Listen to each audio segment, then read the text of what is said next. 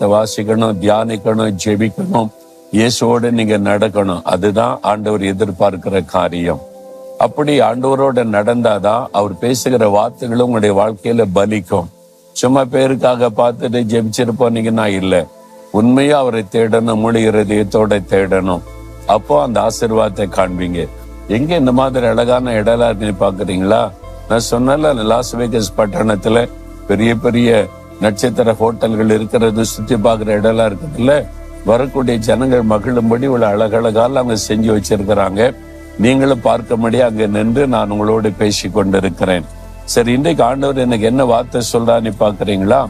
யோவான் 16:22 நீங்கள் சந்தோஷப்படுவீர்கள், உங்கள் சந்தோஷத்தை ஒருவன் உங்களை விட்டு எடுத்து போட மாட்டான் என்று ஆண்டவர் வாக்கு கொடுக்கிறார். இப்ப துக்கமா இருக்கிறீங்க, ஏதோ ஒரு காரியம் உங்களை பாதித்து இருக்கிறது, மனதுக்குள்ள ஒரு துக்கம், ஒரு வேதனை. ஆண்டவர் சொல்ல நீங்க சந்தோஷப்படுவீங்க அப்படின்னா என்ன அர்த்தம்? உங்களுடைய துக்கம் சந்தோஷமாய் மாறும். என் மகனே, என் மகளே, இப்ப நீ துக்கத்துல இருக்கல, இல்ல நீ சந்தோஷப்படுவ. இன்றைக்கு நான் உன்னை சந்தோஷப்படுத்துவேன். நம்மை சந்தோஷப்படுத்ததான் இயேசு பாடுகளை ஏற்றுக்கொண்டார்.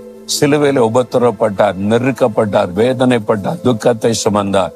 உங்களுக்காக மகளே, உனக்காக மகனே, உங்களுக்காக தான் தன்னையே நொறுக்க ஒப்பு கொடுத்து பாடுகளை ஏற்றுக்கொண்டு நீங்க எப்பவுமே சந்தோஷமா இருக்கணும்னு கர்த்தர் விரும்புகிறார். உங்களுடைய சந்தோஷத்தை ஒருவனும் எடுத்து போட முடியாது. யாரோ உங்களை உள்ள சந்தோஷத்தை பாதிக்கிற மாதிரி பண்றாங்கன்னு நினைக்கிறீங்களா? உங்களுடைய சூழ்நிலைகள் எதுவும் உங்களுடைய சந்தோஷத்தை பாதிக்க முடியாது. இயேசு கொடுக்கிற சந்தோஷம் நிலையானது. என்ன நடந்தாலும் இந்த சந்தோஷம் உள்ளத்துக்குள்ள இருந்து கொண்டே இருக்கும். அந்த சந்தோஷம் தான் இயேசு தருகிற சந்தோஷம். அதுக்குத்தான் சிலுவையில ரத்தம் சிந்தினார். அந்த இயேசு உள்ளத்துல வந்துட்டா அந்த மெய்யான சந்தோஷம் வந்துரும் பாருங்க. அதை யாரும் எடுக்க முடியாது, அசைக்க முடியாது. அந்த சந்தோஷம் உங்களுக்கு இருக்கிறா? இல்லாட்டா இன்னைக்கு இயேசுவே என் உள்ளத்துல வாங்க, நிலையான சந்தோஷத்தை எனக்கு தாங்க, என்னை சுற்றி என்ன நடந்தாலும் நான் உமக்குள்ள சந்தோஷமா இருக்கணும் அப்படின்னு ஒரு ஜெபம் பண்ணுங்க. இன்றையில இருந்து ஒரு மாற்றத்தை காண்பீங்க. உங்கள் சந்தோஷத்தை ஒருவனும் எடுத்து போட முடியாது. இன்றைக்கு அறிந்து கொள்ளுங்க, எந்த பிரச்சனையும் உங்களுடைய சந்தோஷத்தை எடுத்து போட முடியாது. இயேசு கிறிஸ்து கொடுக்கிற சந்தோஷம் நிலையானது. மகிழ்ச்சியோட ஆண்டவரை துதிங்க.